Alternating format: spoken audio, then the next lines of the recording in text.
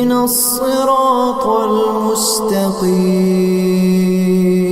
لا تحسبن الذين يفرحون بما أتوا ويحبون أن يحمدوا بما لم يفعلوا فلا تحسبنهم بمفازة من العذاب ولهم عذاب أليم ولله ملك السماوات والأرض والله على كل شيء قدير. رب اشرح لي صدري ويسر لي أمري واحلل عقدة من لساني يفقه قولي. فالحمد لله والصلاة والسلام على رسول الله وعلى آله وصحبه ومن والاه. A very important consideration in studying Quran from a psychological point of view and from an attitude point of view is when we think of beliefs, the oneness of Allah, Allah's power to create, Allah's ownership of the skies and the earth, things like that, especially things that have to do with Allah. We think of them as philosophical or metaphysical kinds of realities that we've come to accept.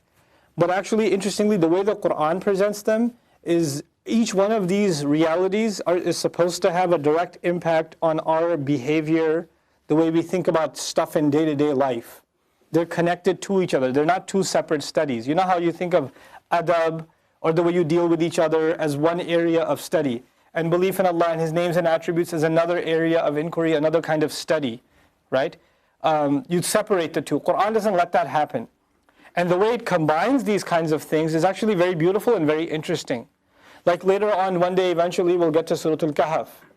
And two people talking about their assets, and all of a sudden, the conversation's about shirk. Right? They're just, one guy saying, I got a little more than you do, and all of a sudden, shirk is thrown in the mix. يَا لَيْتَنِي لَمْ أُشْرِكْ بِرَبِّي أَحَدًا أَكَفَرْتَهُ خَلَقَكَ مِنْ تُرَابٍ. Right? أَكَفَرْتَ بِالَّذِي خَلَقَكَ مِنْ تُرَابٍ. Are you disbelieving in the one who created you from dirt? Here we're going to find something similar. One of the qualities of the munafiq was to take credit for whatever good comes the Muslim way. So, if something good happens to you, then they'll say, yeah, we were with you. أَلَمْ نَكُنْ مَعَكُمْ.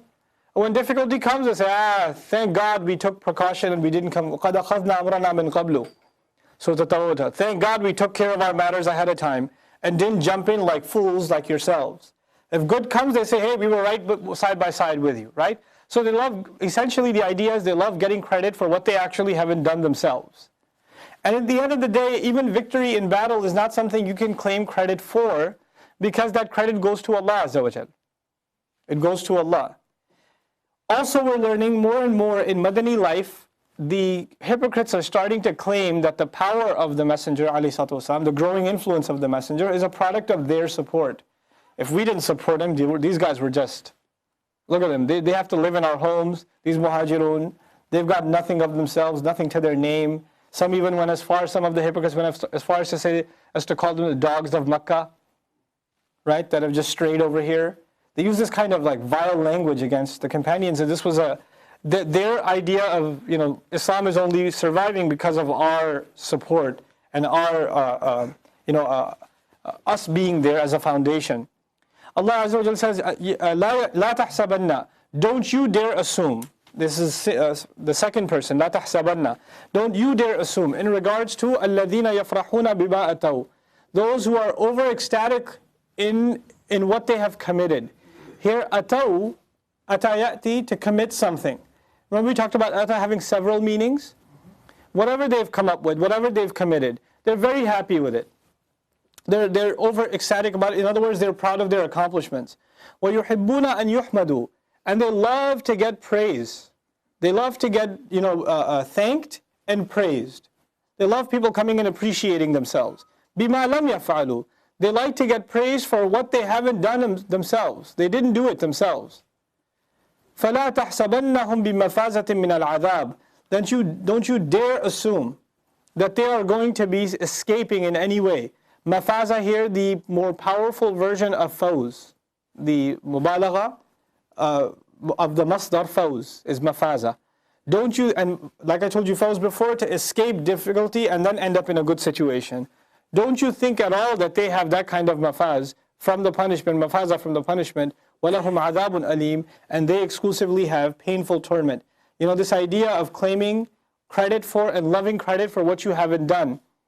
It should be balanced, our understanding of these things from every account of the Prophet's teachings, alayhi salatu wassalam.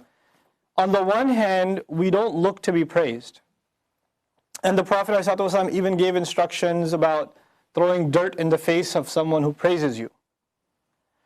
On the other hand, we are supposed to thank people and appreciate them, because whoever doesn't thank the people hasn't thanked Allah.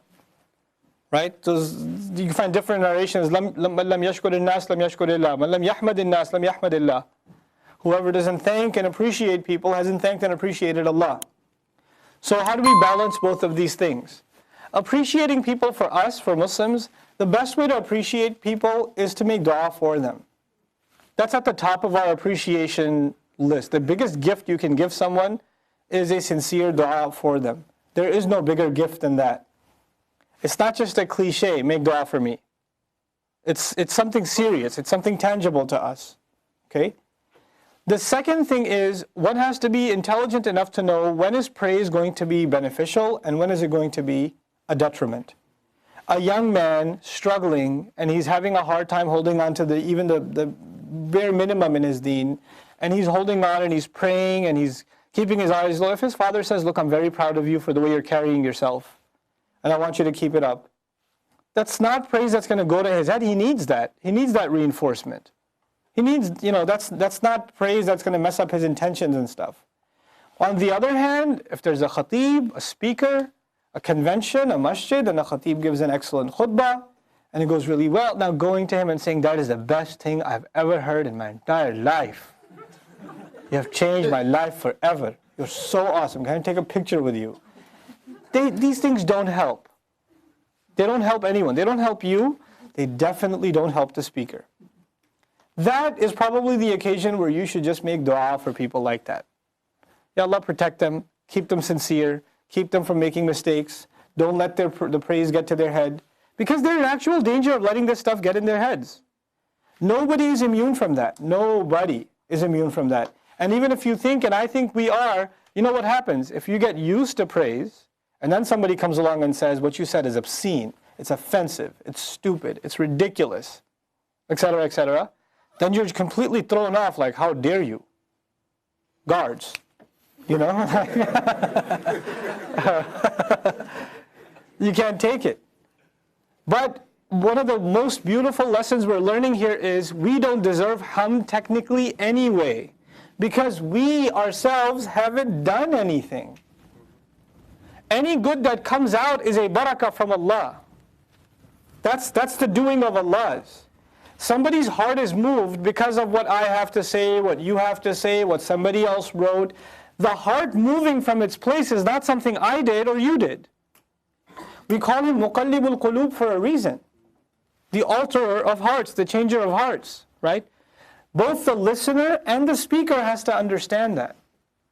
In our da'wah culture, we're put in a very difficult position sometimes. Our ulama, our speakers, I'm nowhere near a alim and you guys know that. But even me, I'm put in a very difficult position sometimes. And I've seen other ulama being put in that position, actual ulama. Can you take a picture with you? And I'm like, I guess so.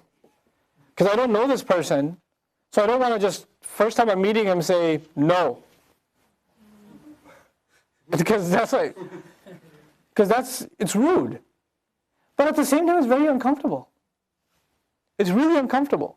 Because that's not, we've turned, our du'at into celebrities and like a culture, It's problematic. It doesn't help anybody. It doesn't help anybody. And it can actually reinforce the culture of them loving to get praise. It can reinforce that culture. I met a student of, I'll use the quotations, student of knowledge, that told me, man, I want to be just like you guys one day. I was like, what does that mean? Man, I want to get invited to conferences, fly first class. I was like, what? Really? Because if that's what your intentions have been reduced to, we're studying the highest word, the word of Allah Azza wa Jal. If it's being studied for these petty reasons, it's such a disgrace and a disservice to what you're learning. It's such a disservice to it. And then we do that too. We kind of, put ourselves in a certain pedestal and a position and become inaccessible and become, don't know our own limits sometimes, etc., right? And it's important that du'at and ulama, even they have people that put them in their place, that keep them in check and say, no, you can't say this, you shouldn't have said that, this was a better way of saying this, you be quiet, you don't say anything, etc. Those checks and balances are really important in life, especially for younger folks. Especially for younger folks. It's a really important mechanism to have in your life, to have sincere friends, especially teachers and mentors, that can guide you through things. That can stop you and say, look, I think you're going a little too fast, to slow down. Or take a step back, right? I was fortunate enough to have that early on, but this is something I really deeply miss in my life now. I have, alhamdulillah, a couple of teachers I refer back to and can benefit from, but it's a huge void when you don't have it. It's a huge void, and it's something everybody who's serious about, in any capacity, da'wah work, they should be concerned with. Mentorship, in whatever form. You don't have to institutionalize it. It doesn't have to be institutionalized. But you'll know who people are around you that have wisdom, that they have the benefit of older age, that whose company you can benefit from, whose counsel you can benefit from before you get ahead of yourself. So وَيُحِبُّونَ أَن يُحْمَدُوا بِمَا لَمْ يَفْعَلُوا. We just become a people of loving to get praised, loving our titles, loving our accomplishments. There are people who can't even introduce themselves before bringing something up about themselves. Assalamu alaikum, my name is Dr. Kareem. Really? Your name's not Kareem? No, I don't think you heard me. Dr. Kareem. Cool. You're a veterinarian, right? Just say that to mess with them. People will put their names, their name, so-and-so, PhD. I used to do that for fun when I used to go with my friends to MSA conferences.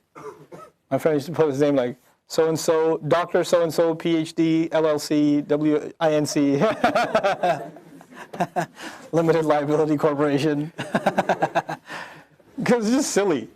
We get obsessed over these titles because they're a means of us being praised. And last comment, I know it's a tangent, but it's an important one.